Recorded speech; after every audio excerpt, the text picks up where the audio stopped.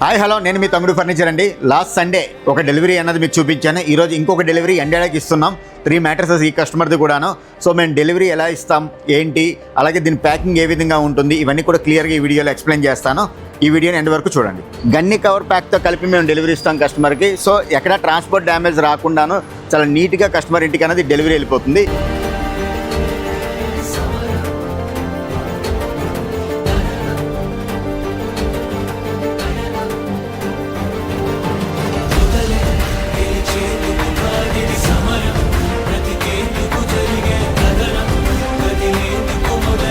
మొత్తానికైతే location reach అయిపోయామండి. విజయ Vihar customer apartment ఇది.